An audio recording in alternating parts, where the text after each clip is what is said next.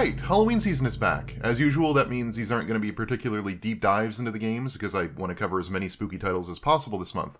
And we're kicking off Halloween season with a game that is already pretty well known as far as spooky adventure titles go, but it's also really great, so that helps. Detention is a 2017 title released by Red Candle Games. In it you play as two students at a high school in Taiwan during the height of the 38-year imposition of martial law, known as the White Terror, following the Republic of China's retreat into the city from the People's Republic of China. The game is set sometime in the 60s, so sort of at the height of all of that. Mechanically, it's a pretty standard adventure title. You wander around environments, solving puzzles to progress, with story chunks being unveiled and the mystery of what's really going on unraveling as you progress through each room's challenges. And I'm usually not a fan of adventure games. I hate the moon logic required to solve most of their puzzles, but Detention largely avoids all of that.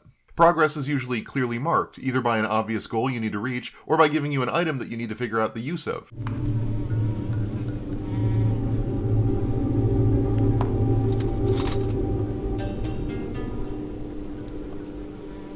There's only ever 2 to 3 items in your inventory at a time, so it's not like you're juggling a ton of combinations of stuff, and there's not really a lot of pixel hunting. And the clues in the text when you examine things are usually pretty literal. It's really not a hard game from an adventure puzzle standpoint. I suppose if you really like absurdist adventure game puzzles that require a ton of lateral thinking or trial and error, this might not be your bag, but I really enjoyed the way its puzzles required enough thought to require you to pay attention, but not so much thought that they distracted you from piecing together the game's story. Which is really the main draw here, I think. One of my favorite things about Detention is how it slowly draws inward to reveal something more specific and intimate than you initially think it's going to be. Like, when the game opens, you're playing as Wei, a student at the school. You walk around and see some crusty, decaying old industrial infrastructure, pick up some creepy, half-burned artifacts of a time gone by, and see muddy portraits of sullen faces staring back at you through the ages, and you think, okay, I get it. It's using a period of comparable military oppression and austerity and historical significance to set a spooky ghost story in. Eerie ghost ladies and grungy, desaturated environments. You've seen this before, you kind of know what it's doing. But then the game shifts perspective and you find yourself playing as Fang Rui Xin, a girl who attends the school. And it soon becomes apparent just how much that period of martial law really means to the game. It's not an excuse to throw up some creepy old-time imagery. The game is very much about that specific period in Taiwan's history. It drives the plot for the whole game. The entire second chapter is basically dedicated to conveying the oppressive tone faced by everyone at the school. From the giant statue of the president in the courtyard that can be seen almost anywhere, to witnessing the propaganda people were forced to watch, to the fact that banned materials could get people in trouble, to an ominous phone call where someone tells Ray that their country thanks her for her assistance.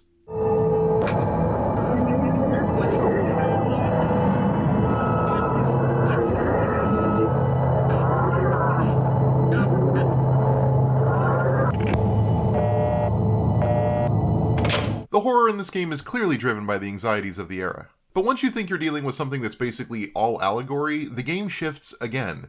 It stops using its horror as synecdoche for life in Taiwan in the 60s, and instead becomes about the story of Fang Rui Xin. We learn about why she's in this dreamlike nightmare vision of her school, about what happened here and why demons haunt the halls. And I really want to talk about some of that stuff, but we'll save that for a spoiler section. Suffice it to say that the game becomes increasingly personal as it goes on, and it's impressive how the game can frame that kind of intimate story in the context of a historical setting it's commenting on, without trivializing either the small-scale story beats or the wider cultural commentary.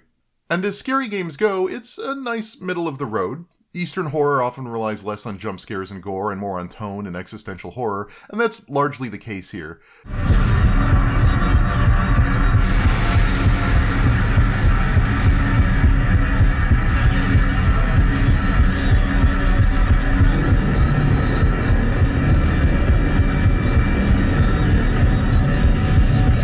There are a few things that might approximate a pop-up scare, but they're more surprising than anything. Like, the worst examples I can think of are this spooky face pop-up,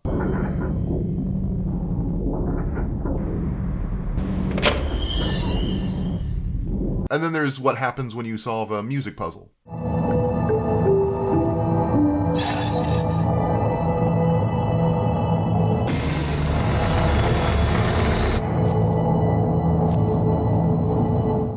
That's basically as pop-up-y as it gets. Most of the game leans hard on tone and texture to get its anxious vibes across. It's much more a horror game about feeling like you're being stared at out of the corner of the room, or a sense of existential dread as you realize what the game's really about. And my guess is that probably cuts about halfway down the middle for my Halloween audience. This is not a game about the adrenaline rush of a good jump, but creepy vibes being used in service of a really good story. If I had any real complaints, it's that the writing is pretty wooden. The game's plot never forgets its characters or people, but they never really come off as people in the text. The dialogue is just very stilted, and I don't know if that's a translation issue or if they're just this terse and awkward in the original. All I know is that the game sells me on Ray's story through gameplay mechanics, some brilliant visual imagery, and the plot's events and structure, but never via the writing itself. Also, this is one of those games that varies its ending based on your response to questions, that doesn't tell you that those questions are choosing the ending and has only one proper answer to get the good ending, and yeah, that's kind of unfortunate. I don't like when games do that. Finally, the true ending of the game kind of sidelines the real tragedy of the story for, while trying to avoid spoilers here, a really uncomfortable relationship that absolutely shouldn't be framed as positively as this game tries to frame it. You could chalk this up to a cultural thing, maybe, but no, I don't think that flies, and it's the one real hesitation I have against recommending the game to people. Still, I know it's not exactly a super deep cut, but if you haven't played it, it's definitely worth a look if you're in the mood for a spooky Halloween tragedy that's light on jump scares but heavy on the pathos. But before I go, I do want to cover some things that kind of spoil the game, so if you want to go in blind, go ahead and leave now and come back later, because here come spoilers.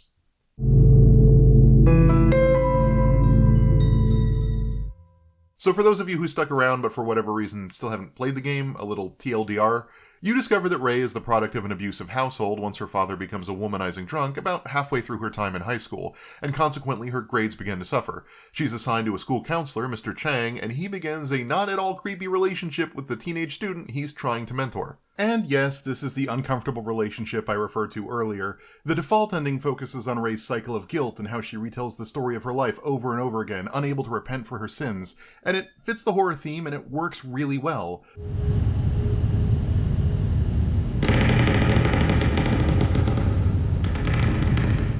The quote-unquote good ending / true ending, though, sees her trying to reclaim her lost love, to take ownership of her problems by returning to Mr. Chang, complete with the only spoken out loud poetry in the game and the lamentation of a doomed relationship.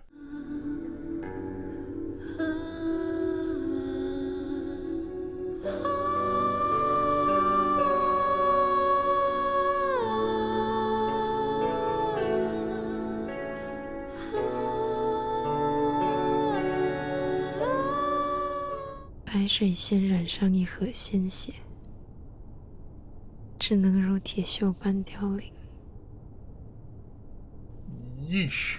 And this makes the whole game suffer a bit because it ties this super not healthy relationship to all of the other things the characters otherwise are supposed to stand for. Free thinking, individual expression, freedom from tyranny, the ability to read what you want, and the freedom of teachers to run off into the sunset with their students because the world just isn't ready to understand them. Ugh. Meanwhile, at some point, it's implied that Ray's mom reports her father to the authorities for bribery as revenge for the cheating and the drunken debauchery, which may or may not give Ray some ideas. At school, Ray makes a friend with Wei, a student who reveals he's in a secret book club that reads material that has been banned by the government. Eventually, Mr. Chang has it out with another teacher, Ms. Yin, about his relationship with the teenaged Ray that Ray overhears. Realizing that Ms. Yin is a threat to her relationship with Mr. Chang, Ray reports the book club to the authorities in an attempt to get her out of the picture. Unfortunately, the response from the Taiwanese government is not proportional. Ms. Yin ends up fleeing the country, Mr. Chang, who had been acquiring the books for the book club, ends up executed, and Wei and the other students end up in jail for 15 years. Ray ends up being congratulated by the government for being a snitch, but is racked with guilt so much that she ends up killing herself. The entire game, basically, is Ray dealing with the consequences of her actions, forever churning in her own guilt in the afterlife. It's actually a fairly simple story, but I love the way it's told through this game. Like, framing the domestic fights between Ray's parents as a poltergeist manages to capture the violence in her home life without having to show us that violence, while being a contributor to the game's horror tone and themes of spaces haunted by their past. Or how Ray picks up the reading list of banned books from Wei, and it shows up in your inventory as a gun, as it's the tool by which Ray committed violence that literally got people killed. Or the colorful, optimistic walk to the theater where Mr. Chang makes his first move on Ray, and how it's so impossibly idealistic it blinds her to the danger that might be ahead. Or the recurring stage motif that frames both the game and Ray's story as one that is written out, predestined, inescapable, a tragedy that was unavoidable once every support system Ray had failed her. It also underscores the performative nature of life at the school. Just about everywhere in the school there is a stage, or a music performance room, or a theater. And similarly, just about everyone in the school had a secret, from the illegal book club, to Ray's dad's cheating, to Ray's mom lying about why she had her dad taken away, to Chang's relationship with Ray. Everyone has a secret truth, but the performance, on the contrary, is for the all-seeing eyes of the state. There's just some fantastic visual storytelling and metaphors being set up here, and I kind of love it. And can I make note of how great both of the names of the game are? The original title translates roughly to Return to School, which I take to mean back to school, which the game is, in a sense. The old guy you see roaming around the grounds at the end of the game is Wei, the character from the opening of the game, revisiting the school grounds having spent years in prison due to Ray reporting on their book club. He's the one that returns to the school and, if you answer your doppelganger correctly and confront your misdeeds, you can make peace with in the end. The story is of his return to the school to settle up his past. Ray just happens to be metaphorically/literally trapped there in death. So the back to school is Way's back to school. But the English name, Detention, is also really good. It immediately implies the school angle. You know, after school detention, the whole game is set up in your old school, that sort of thing. But it also works for Ray's imprisonment in a perpetual limbo, constantly being tortured in the afterlife for the things she did to her teachers and classmates. She's being punished in a school. That's detention. But again, it also works as a representation for Wei's journey and the terrible things done by the Taiwanese government. He was detained for decades just for reading some books, all because of a teenager's love spat with her teacher. It encapsulates so much of the story in just a single word: detention. Really though, it's the way the game blends cultural commentary with a genuinely human story that makes Detention stand out. I don't have nearly enough knowledge of Taiwanese culture and history to break this game down with any level of justice, but I also feel like I kind of don't need to. The game conveys its worldview with absolute clarity. It's a game that tells a tragedy wrought by a dark period in Taiwan's past by present-day Taiwanese developers, and you can feel the anger and frustration the game has for that era.